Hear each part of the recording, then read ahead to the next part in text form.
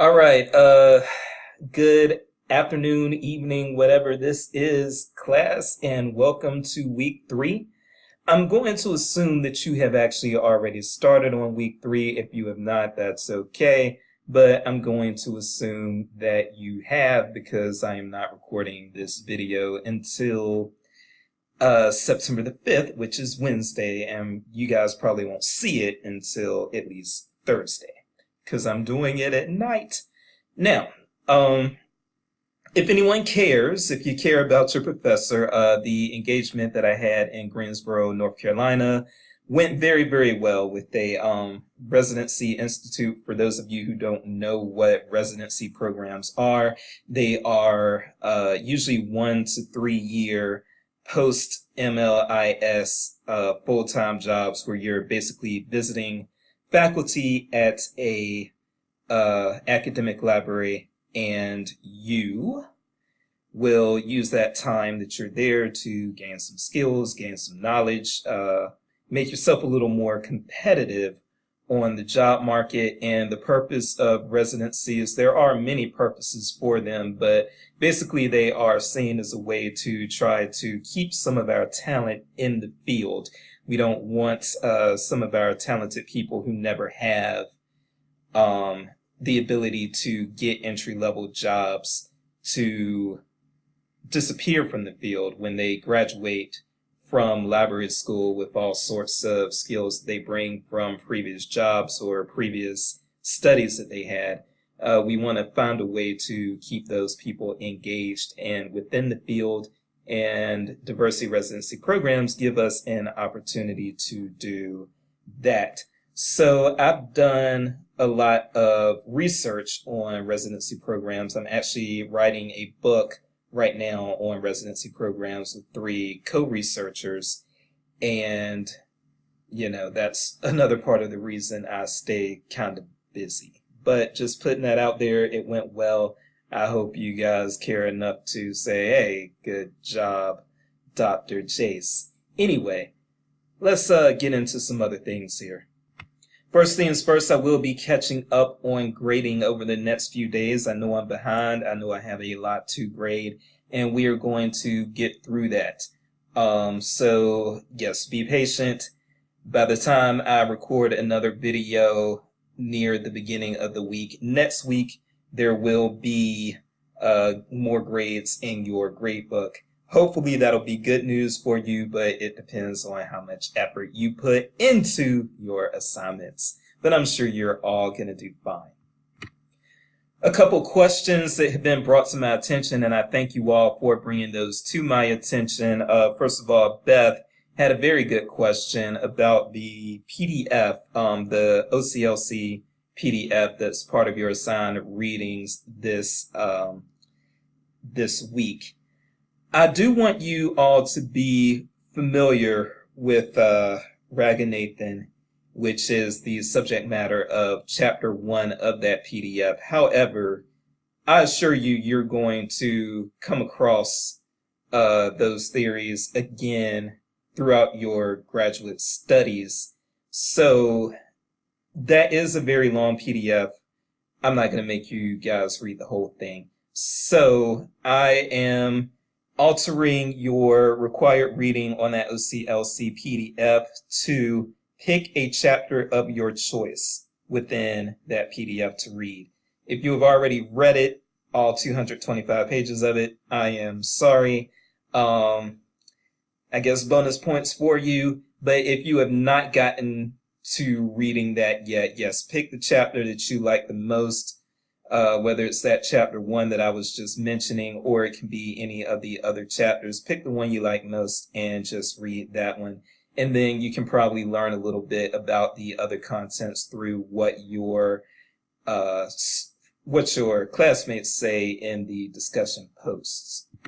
Also, you may want to check the discussions, the questions, comments, and news under the discussions.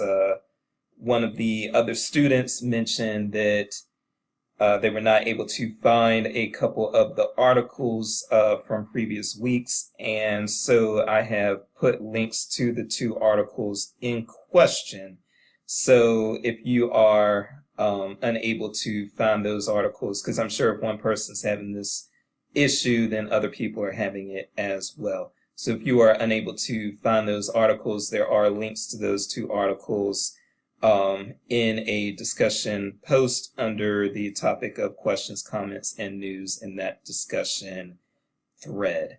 So find that. And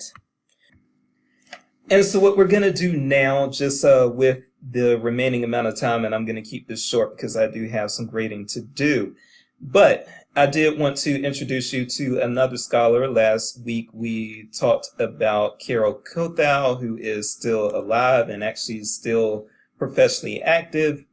This week we're going to talk just a little bit about Dr. Elfreda Chapman. Dr. Elfreda Chapman is now deceased. I believe she was either 50 or 60 when she passed away. She was one of the very few theorists of color in the library and information science arena.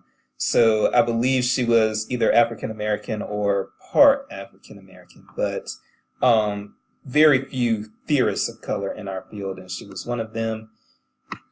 And what Dr. Chapman was most known for was her life in the round theory, but she also had a few other what she called small world theories. And basically, Dr. Chapman was probably one of I would say she was the premier person in our field as far as developing theory for marginalized or disadvantaged groups in particular. So if you Google Elfreda Chapman Life in the Round, and by the way, this is optional. Your required readings are in those modules. This is optional, and this is something you can do after this course. But if you are interested in the social justice arena of things, then Elfreda Chapman may be someone you want to learn about. So if you do a Google search for Life in the Round Theory or for Elfreda Chapman's Small World Theories, you will learn a little bit more. And there's quite a bit on Google. You won't even have to actually go into the library databases. And you can learn a little bit about how she approached Life in the Round Theory. I believe was developed due to her research on female prison inmates. But in a nutshell, and you need to read in order to really get it, what I'm going to say in a 30-second nutshell isn't really going to explain it as well as it can be explained if you read about it. But in a nutshell, what you have with Life in the Round Theory is a concept of insiders and outsiders. And so when you have smaller groups within society, such as the elderly, such as prison inmates, such as people who maybe don't have very good reading skills. So people who are at a grouped disadvantage, they operate as insiders in a lot of their information seeking. So there are insiders who are within a group, and then there are outsiders, the larger society. And for the insiders, what they do is they establish their own norms and establish their own tendencies within information seeking that are accepted within the smaller insider group, even if they are not accepted by the broader society at large. And these insider groups don't operate with a lot of, should I say, they don't operate with a lot of concern for what the outsiders think as far as what information needs should be, what information is acceptable, and so forth and so on. Whether or not information is relevant, whether or not it's useful, is determined by the insider groups within these insider populations or people who live in the round.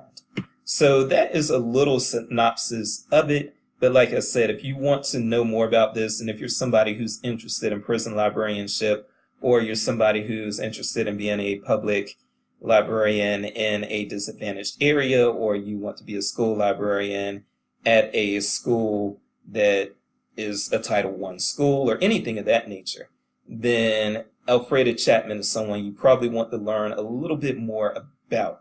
And so her name is actually spelled Elfreda. Again, that's Elfreda, Alfreda, and then the last name is Chapman, Chatman. So I'm going to leave it right there. We'll keep it a little shorter today. I've got some stuff to grade. You have some readings to do, and we'll talk next week.